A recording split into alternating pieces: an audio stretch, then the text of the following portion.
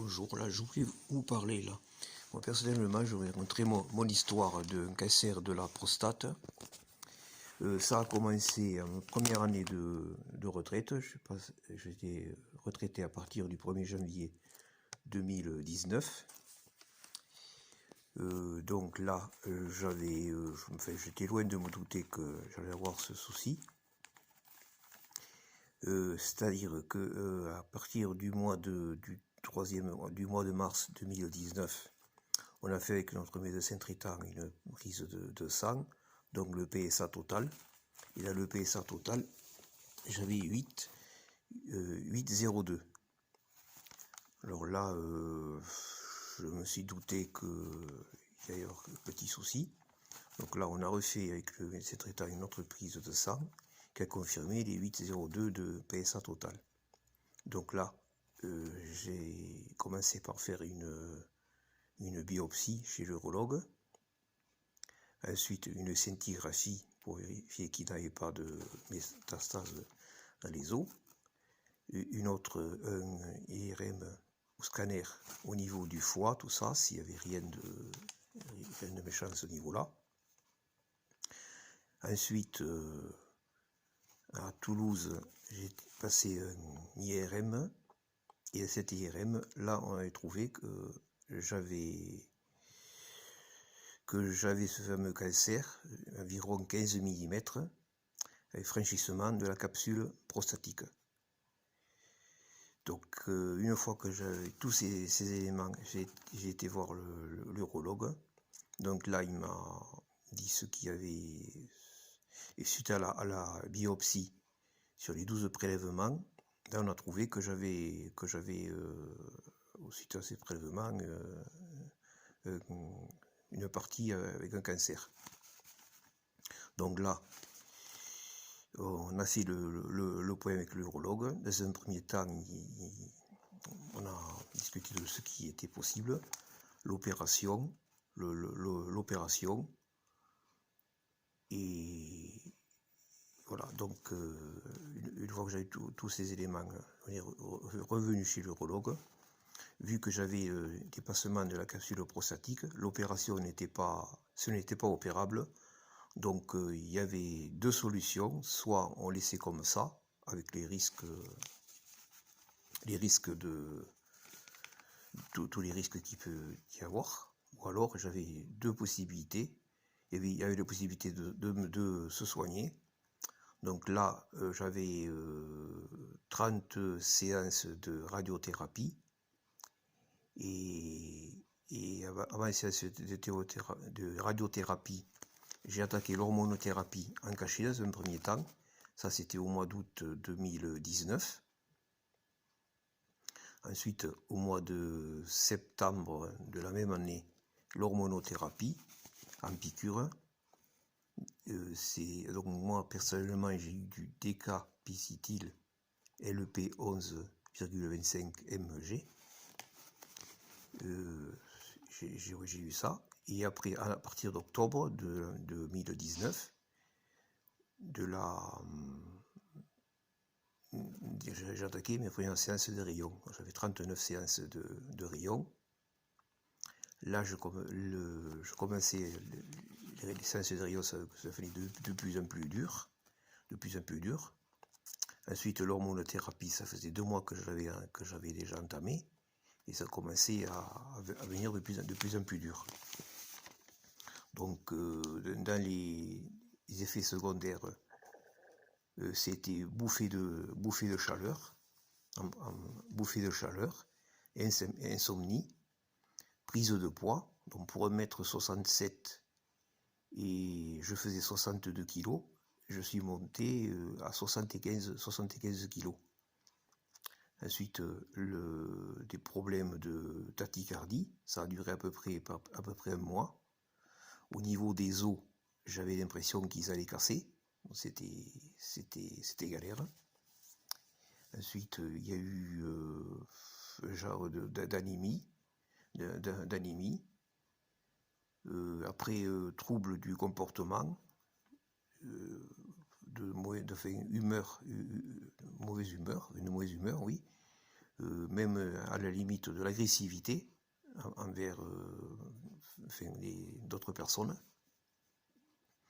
des dépressions, et oui, des dépressions.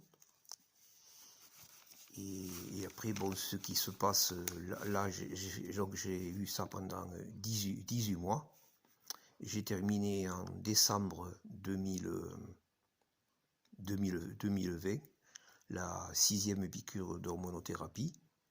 Donc là, ça agit sur le cancer jusqu'en mars 2021. Mais depuis, cette fatigue est toujours présente. Cette fatigue, irritabilité, dépression, et c'est du changement d'humeur, parfois assez violente, avec des personnes qui me touchent de près.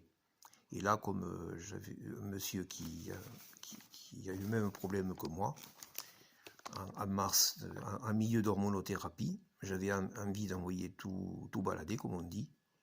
Et après, donc, je me suis dit, s'il faut galérer suite à ce traitement très lourd, ce sera pour une bonne chose, c'est pour être beaucoup mieux après. Donc ce que j'ai fait, ma compagne, là, ça m'a encouragé à continuer. Donc je suis allé au bout. Mais là on est en 27 décembre 2021. Je suis toujours fatigué, plus ou moins dépressif. Et alors ce que j'ai fait entre temps, comme j'étais un grand sportif, j'ai continué à faire de la marche, de la natation, donc je privilégiais de préférence le dos crawlé pour des douleurs lombaires. Et ce qui fait que on se sent là, quand on a cette maladie, on se sent abandonné de tous. On est tout seul face à la maladie, même bien accompagné, on est quand même tout seul. Donc moi, ce que j'ai fait, j'ai attaqué une thérapie chez une psychologue. Là, j'ai commencé aussi à la Ligue contre le cancer du département du Tarn, par un groupe de parole, ce qui permet de se retrouver entre malades et être compris ce qui n'est pas le cas avec tout le monde. C'est pour ça que c'est bien de faire un groupe de parole, ça permet d'être compris, faire des échanges d'idées, tout ça. Voilà, donc j'ai fait ça. Et ce que je fais en ce moment par rapport à cette fatigue qui est très usante, j'essaie de faire un minimum de sport, un petit peu de jardin, de me changer les idées. Donc moi personnellement, ce qui s'est passé, c'est qu'un an avant d'apprendre la mauvaise nouvelle, j'allais régulièrement, j'allais à peu près 5 à 6 fois la nuit aux toilettes pour uriner. Par moment, j'avais du mal au niveau de la mission, donc pour pousser. Ensuite, des fois, des nuits, j'arrivais aux toilettes, j'avais l'impression que la vessie était pleine. Et en fait, quand j'arrivais sur le toilette, je faisais que quelques gouttes. Donc ça avait commencé à peu près 5-6 mois, voire un an avant de faire ce test du PSA total. Donc ça, c'est quelque chose qui doit nous alerter. Le fait de se lever 4-5 fois dans la nuit à peu près, d'avoir des difficultés pour pousser la mission, ou alors faire quelques gouttes. Et moi, ce qui m'a un peu... J'avais ça, mais je n'ai pas toujours tenu compte. Et ce que j'ai eu aussi, c'était des lancements dans le bas du dos. Donc du coup, ça m'a un petit peu poussé vers des douleurs lombaires, alors que c'était pas ça. Il fallait le faire. Il fallait attaquer. Enfin, il fallait faire les recherches plus vite. Donc voilà, donc c'est ce que je conseille à tous les hommes qui sont dans mon cas, enfin dans le cas dans mon cas quoi, de faire très attention à ces détails.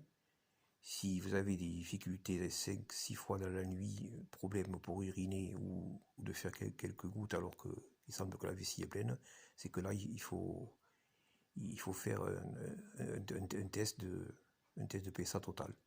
Voilà, donc c'était pour encourager les personnes qui ont cette maladie, que malgré l'hormonothérapie qui est un traitement très très lourd, ça vaut le coup d'aller jusqu'à la fin et de faire le sport, de s'occuper. Ça permet malgré la maladie, de prendre de courage et d'aller très loin. Voilà, donc si ça peut encourager d'autres personnes, il y a toujours de l'espoir dans la maladie. Voilà, au revoir.